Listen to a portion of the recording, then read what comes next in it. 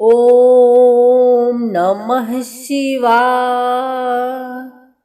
आपका हमारे चैनल भक्ति गाथा पर स्वागत है। आइए सुनते हैं चौथे ज्योतिर्लिंग भगवान ओमकारेश्वर की कथा। 12 ज्योतिर्लिंगों में से चतुर्थ ज्योतिर्लिंग ओमकारेश्वर है। यह मध्य प्रदेश के शिवपुरी में स्थित है। यहाँ 2 ज्योतिर्लिंगों की पूजा की जाती है, ओंकारेश्वर और अमलेश्वर। शिव पुराण के कोटि रुद्र संहिता के 18वें अध्याय में इसका वर्णन मिलता है। यही केवल एक ऐसा ज्योतिर्लिंग है जो नर्मदा के उत्तरी तट पर स्थित है। ऐसा कहा जाता है कि ये तट ओम के आकार का है। यहाँ प्रतिदिन अहिल्याबाई होलकर की तरफ से मिट्टी से निर्मित 18 शिवलिंग तैयार करके नर्मदा नदी में विसर्जित किए गए हैं। मंदिर की इमारत 5 मंजिला है। यह ज्योतिर्लिंग पंचमुखी है। लोगों का मानना है कि भगवान शिव तीनों लोकों का भ्रमण करके यहाँ विश्राम करते हैं। तभी रात्रि में यहाँ शिव भगवान जी की शयन आरती की जाती है। ऐसा कहा जाता है कि भक्त गणों के सारे संकट यहाँ दूर हो जाते हैं। ऐसा भी कहा जाता है कि आप चाहे सारे तीर्थ कर लें, लेकिन ओंकारेश्वर के दर्शन करे बिना अधूरे हैं। इसीलिए भक्तगण दूर दूर से यहाँ भारी संख्या में आते हैं। एक बार नारद जी भ्रमण करते हुए विंध्याचल पर्वत पर पहुँचे। वहाँ पर्वतराज विंध्याचल ने नारद जी का स्वागत किया और यह कहते हुए कि मैं सर्वगुण संपन्न हूँ, मेरे पास सब कुछ है, हर प्रकार की संप्रदा है, नारद जी के समक्ष पहुँचे। नारद जी विंध्याचल की अभिमान युक्त बातें सुनकर लंबी सांस खींचकर चुपचाप खड़े रहे। तब विंध्याचल ने नारद जी से पूछा कि आपको मेरे पास कौन सी कमी दिखाई दी जिसे देखकर आपने लंबी सांस खींची। तब नारद जी ने कहा कि तुम्हारे पास सब कुछ है, किंतु तुम सुमेरु पर्वत से ऊंचे नहीं हो। उस पर्वत का भाग देवताओं के लोकों तक पहुंचा हुआ है और तुम्हारे शिखर का भाग वहां तक कभी नहीं पहुंच पाएगा। ऐसा कहकर नारद जी वहां से चले गए। लेकिन वहां खड़े विंध्याचल को बहुत दुख हुआ और मन ही मन शोक करने लगा। तभी उसने शिव भगवान की आराधना करने का निश्चय किया।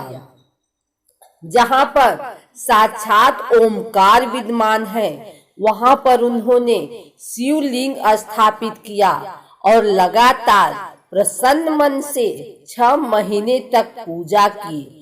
इस प्रकार शिव भगवान जी अति प्रसन्न हुए और वहां प्रकट हुए। उन्होंने विंध्य से कहा कि मैं तुमसे बहुत प्रसन्न हूँ, तुम कोई भी वरदान मांग सकते हो।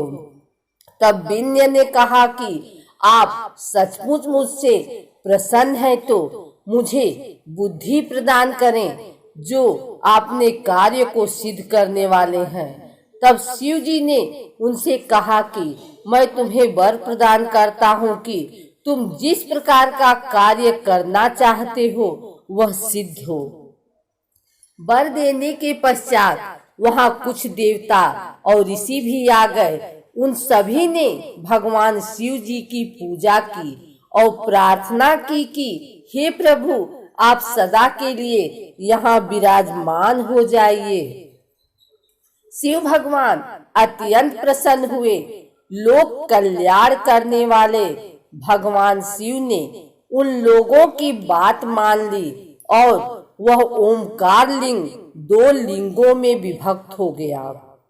जो पार्थिव लिंग विंध्य के द्वारा बनाया गया था वह परमेश्वर लिंग के नाम से जाना जाता है और जो भगवान शिव जहां स्थापित हुए वह लिंग ओमकार लिंग कहलाता है। परमेश्वर लिंग को अमलेश्वर लिंग भी कहा जाता है और तब से ही ये दोनों शिवलिंग जगत में प्रसिद्ध हुए। एक दूसरी कथा भी प्रचलित है।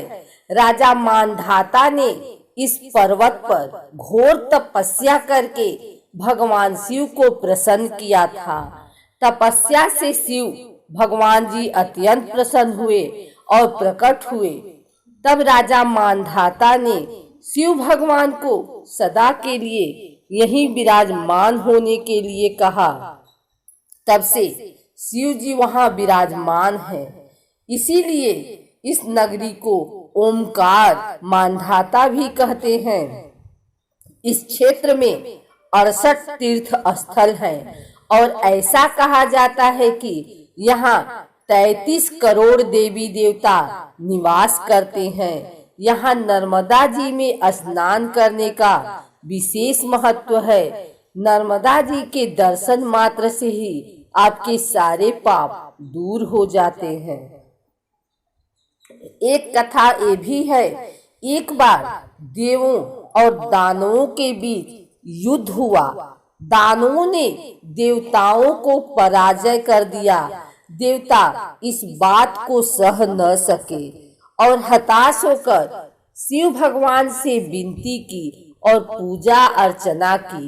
उनकी भक्ति को देखकर शिव भगवान जी अत्यंत प्रसन्न हुए और ओंकारेश्वर ज्योतिर्लिंग रूप में स्थापित हुए और दानवों को पराजय किया। इस मंदिर में कुबेर ने भगवान शिव जी का शिवलिंग बनाकर तपस्या की थी। वे शिव भक्त थे। उनकी इस भक्ति से प्रसन्न होकर शिव भगवान ने उन्हें धनपति बनाया था।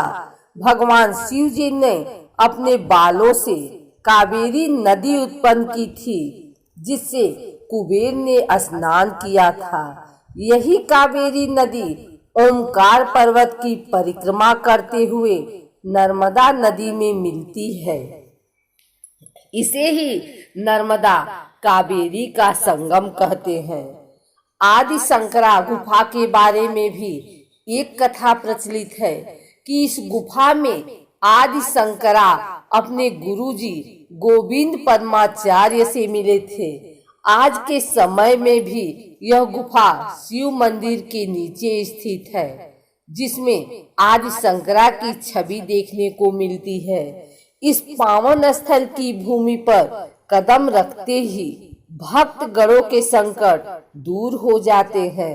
यहाँ शिव भगवान के दर्शन कर लेने मात्र से ही ऐसा लगता है कि साक्षात शिव जी के दर्शन कर लिए हैं।